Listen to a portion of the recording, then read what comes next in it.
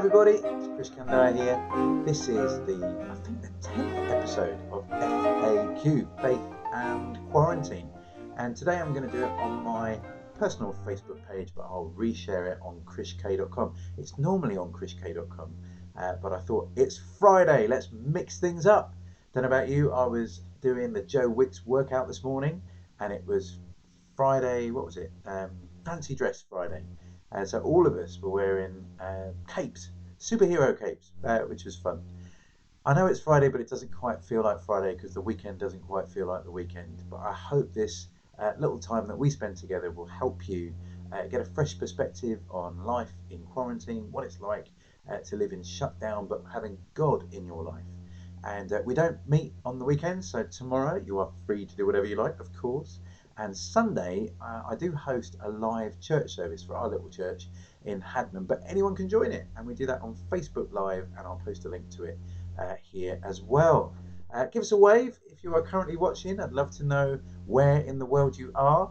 If you've got a question, there's always opportunities to ask questions on FAQ.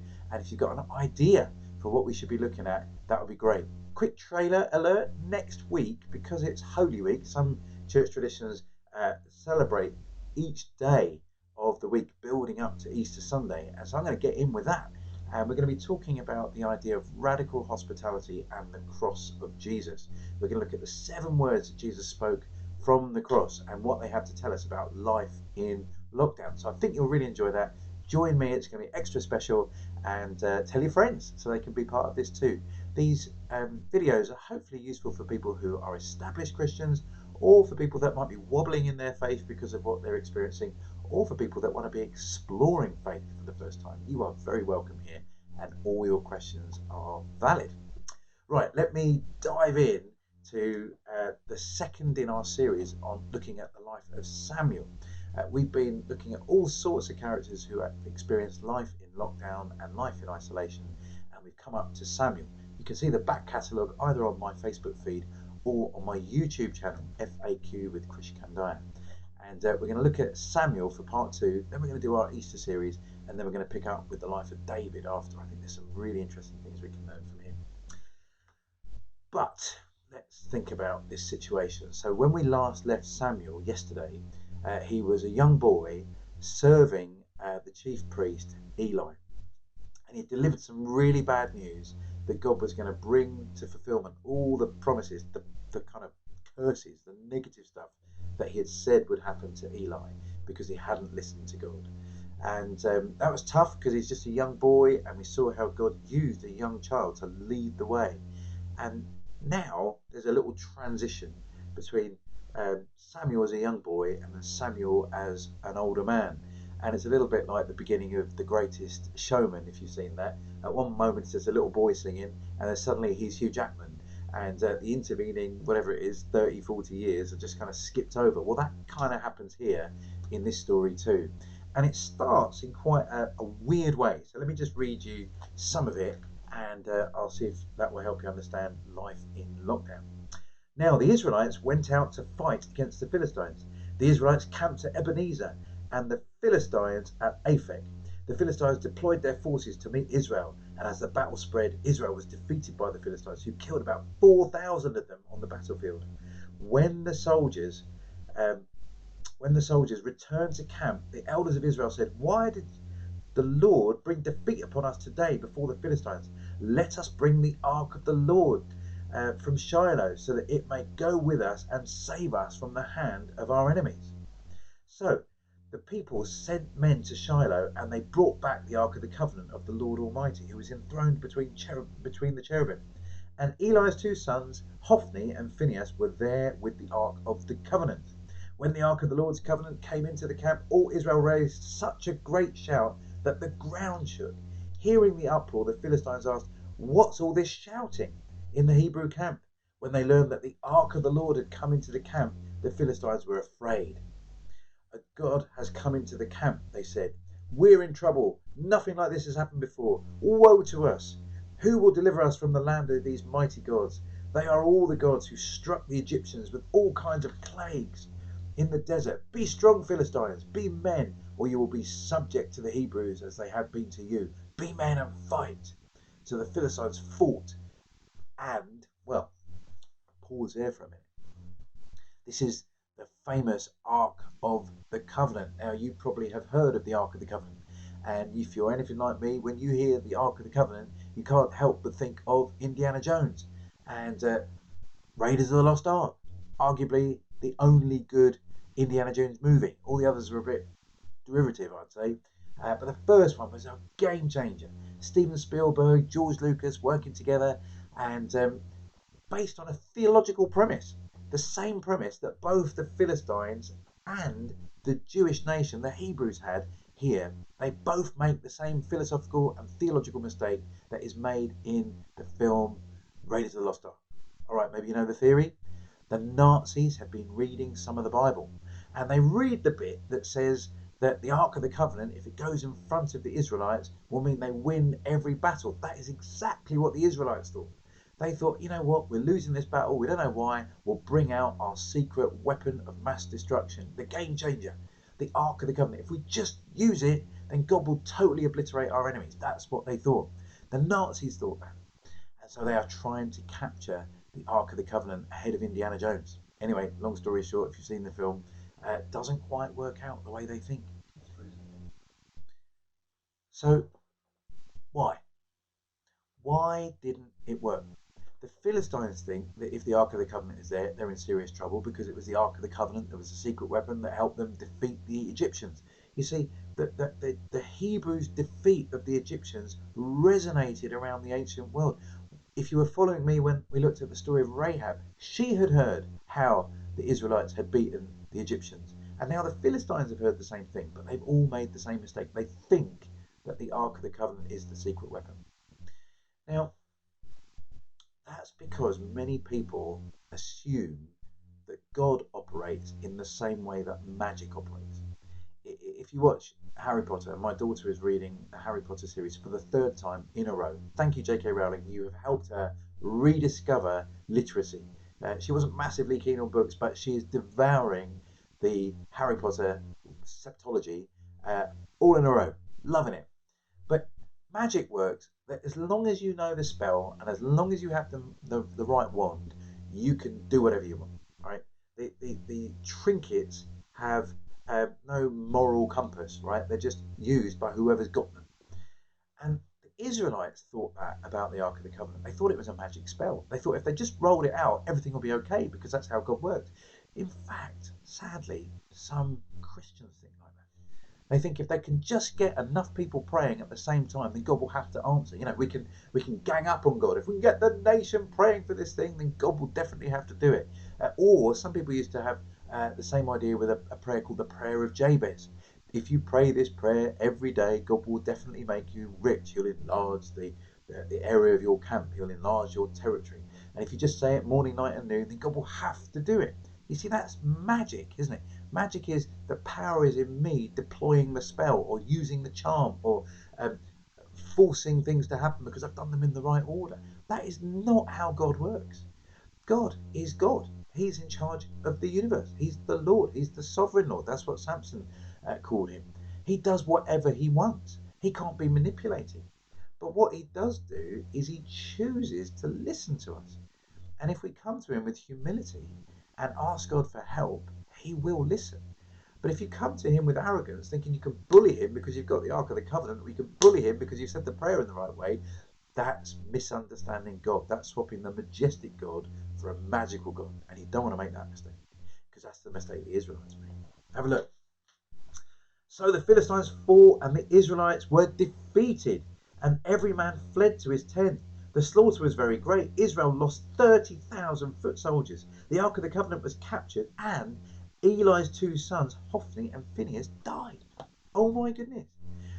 Remember that Samuel was given a prophecy to tell to Eli that all the curses that God had said would happen to Eli will come true. Well, it did. It came true.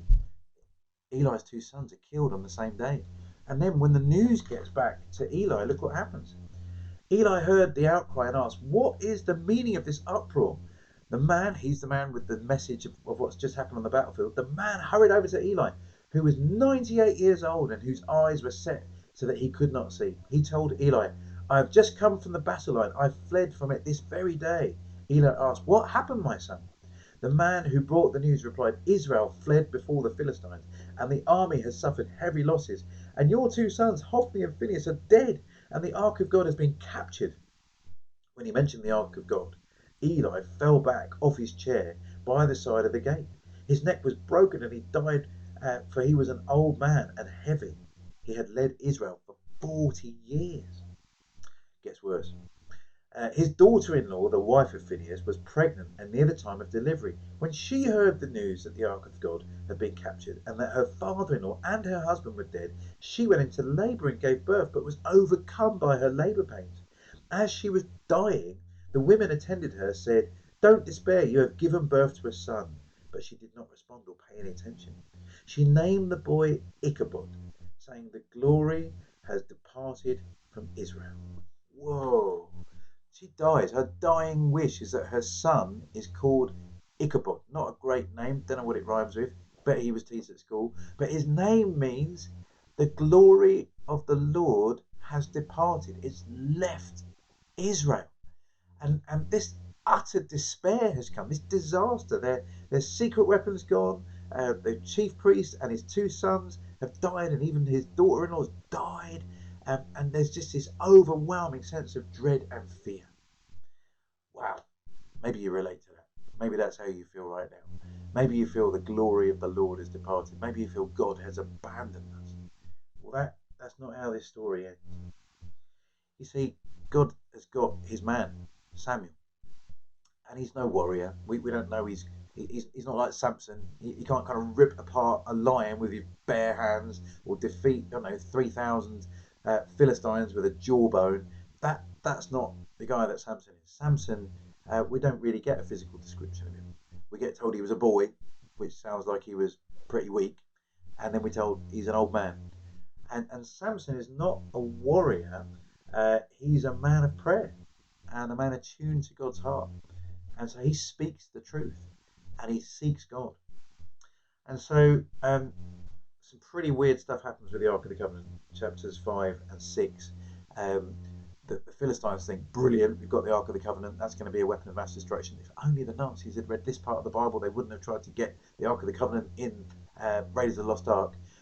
But the Ark actually causes damage. It's not a weapon, it's not a charm, it's God's sign of his presence. And they put it in a temple to the god Dagon. And when they put the Ark of the Covenant in the temple with Dagon, a massive statue of Dagon, they wake up the next morning and Dagon's fallen over because Dagon is not a real god, and the real god's turned up, and even the false gods have to, and even the images of the false god have to kind of bow down before him because he's the god over gods. And in the rest of this chapter, you hear that the Ark of the Covenant causes curses and plagues to come on these nations that have mistreated and haven't responded well to God. Now, hold on a minute. I've read that there are certain people saying that this coronavirus is a plague sent from God. And they say, oh, look, see, it's because we had certain views about marriage or abortion. That's what God's doing. He's punishing us. I don't think that's how God works. This is a very specific set of circumstances that meant that the Philistines shouldn't have been holding on to something that was God's, and so God punishes the nation. This was not a kind of generic attack on all the nations of the world. This is a very specific attack on the Philistines who had abused something that belonged to God. And so to say that this coronavirus is a punishment from God, I think is going beyond what the Bible has to say. This is not a specific punishment from God on the whole world. I mean, countries that haven't changed their views, according to this guy, he thought it was due to abortion and same-sex marriage. Countries that haven't changed their views on that are also affected by corona. So this would be a pretty indiscriminate bit of judgment. So I am not convinced of that. I do believe we live in a world that isn't now as God wants it to be, because humanity has basically, in general, turned its back on God. But I do believe in a God of grace and mercy that will offer love and compassion to anyone that seeks it. So we probably need a longer time to talk about that, but just hear me say that the coronavirus is not a specific plague from God, like what happened to the Philistines. That's unfair. Anyway, Ark of the Covenant ends up getting returned to Israel. They don't know what to do with it because if they touch it, they think they might cause some trouble. In fact, 70 people inappropriately touched the Ark of the Covenant, and that led to their deaths. Um, and then Samuel turns up, and Samuel's this wise, godly man. And here we go. I'll read you what happens at kind of one of near the end of Samuel's life. Hi everyone, we are back. Sorry, we had a little technical glitch there. Could have been the internet, could have been my camera running out of batteries. Let's see. And don't worry, if you are just picking up the second half, I'm going to stitch them back together in post. That sounds posh, isn't it? Post production. We're going to put the whole thing up on YouTube later, so we're still going to broadcast. Nothing's going to stop us as best we can. Some people think I'm only recording these because my son is the executive producer and it means I get to talk to him about the Bible. That is not strictly true, although it might have something to do with it. All right, so we just talked about the fact that the coronavirus is not a specific curse, as far as I can work out, from God, because it's so indiscriminate. It doesn't seem to have his fingerprints on it. So those people that are saying that, I totally disagree. And we were talking about how Samson was one picture of a rescuer and redeemer for the people of Israel, but Samuel was very different. So we're just going to pick this bit of the story up, and then we'll close out. So about 6 more minutes left, I think. It was a long time, 20 years in all, that the ark remained in Kiriath Jearim. That's where the Philistines dumped it because they just wanted to get rid of it because it was causing all sorts of problems for them. And Samuel said to the whole house of Israel, if you are returning to the Lord with all your heart, then rid yourselves of the foreign gods and the Ashtoreths, and commit yourselves to the Lord and serve him only. And he will deliver you out of the hands of the Philistines. So the Israelites put away their Baals and Ashtoreths and served the Lord only. Now what's going on here? God had a plan for his people that he wanted to be their God, and he wouldn't share himself with other gods. So because the God of the Bible would say there is only one God, if you make a God for yourself out of a bit of a carving or a bit of tree or a bit of pottery, that's not really a God, right? None of these gods can speak, none of these gods can rule, none of these gods can create, none of these gods can judge.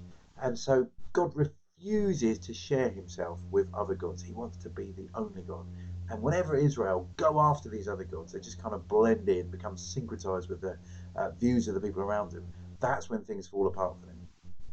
So he says, look, if you really want to come back to God with your heart, not just with your heads, not just with your mouths, not just with your, because you're in a bit of a trouble. If you really want to come back to God, then God will take you back. And you know what? That is a recurring theme through the whole Bible. That if we really want to return to God, if we really want to know him, if we really want to be reconnected and reconciled with him, then he will have us back, however bad it gets. However bad our situation is, God is still willing to receive us back. Man, I cling on to that every day because I know I mess up all the time. And under lockdown, it's really easy to see how often you mess up. It's hard to kind of run away from it because there it is in your face all the time. And so the fact that there is a God that can offer us grace, however bad it's got, man, that is good news. It's good news for you. It's good news for me. Then Samuel said, assemble all Israel at Mizpah, and I will intercede with the Lord for you. Okay, so instead of going into battle with a jawbone or with like Gideon with his lamps in a shade, or marching around and playing musical instruments so that the walls fall down, the way Samuel is a judge, or an intermediary between God's people and God, is through prayer and pleading. He prays them, he intercedes for them. And for many, people see this as a little picture of Jesus. It says Jesus is the go-between between God and us. And he can do that because he's fully God and he's fully human. That's why Christians call him the God-man, or the divine being. He is God in human form. And we believe, Christians believe, that right now Jesus is at the right hand side of God the Father, and he intercedes for us. He prays for us. He asks for our faith to hold. He asks for God to have mercy on us. He's the go-between between us and God. There's only one mediator between God and man. That's Christ Jesus, says, I think it's 1 Timothy. So that's good news, isn't it? That however bad it is, however weak your faith is, there is one standing at the right hand side of God interceding. And Samuel's like a prototype version of that. He's not going to fight the enemies, he's going to pray to God and ask God to sort it out. And God does. When the Philistines heard that Israel had assembled at Mizpah, the rulers of the Philistines came to attack them. And when the Israelites heard of it, they were afraid because of the Philistines. They said to Samuel, "Do not stop crying out to the Lord our God for us, that he may rescue us from the hand of the Philistines." Then Samuel took a suckling lamb and offered it up as a whole burnt offering to the Lord. He cried out to the Lord on Israel's behalf, and the Lord answered him. While Samuel was sacrificing the burnt offering, the Philistines drew near to engage Israel in battle. But that day the Lord thundered with loud thunder against the Philistines and threw them into such a panic that they were routed before the Israelites. So Samuel's a different kind of ruler, different kind of judge. He's not full of vengeance and warfare. He's a man of prayer and trust in God. And again, you see this as a prototype of what Jesus is going to be. Jesus is this incredible Saviour. We're going to hear next week in Holy Week that everyone was expecting the Messiah, the promised one of God, to destroy the Roman Empire that had invaded Israel, to rout them through military force. But if they'd read their Old Testament, they might have realised that Jesus was going to be more like, the Messiah was going to be more like Samuel, who comes in humility and grace and seeks God in prayer. And many around our nation are praying now, praying that this terrible time for us, that we could find God again, that as individuals and as a nation, that we might find God again, we might seek him and ask his mercy. Not that this is a specific punishment, we've said that enough time, but this is part of a broken world that we live in. And we need God, and we need his help in order to survive this, both personally, whether that means life or death now, sooner or later we're going to have to meet God. And we need God to come and rescue us from the sin and mess that we've got our lives in. And the book of Samuel just reminds us again and again that even when we mess up, there is more mercy than there is mess. And therefore we can keep asking God for help. Friends, I hope that helps. Hope that encourages you. Hope it puts some of the other stuff that people are saying into context. And I'm looking forward to Sunday morning. Join me, 10:15 Greenwich Mean Time. I'll post it on this page and also on the Hadnam Baptist Church website. We're going to be looking at Palm Sunday, which is an amazing festival. We learn about what does it mean to welcome God. And then every night next week, Monday to Friday, we're going to be talking about the radical hospitality of God as we think about what Jesus did on the cross. Have a wonderful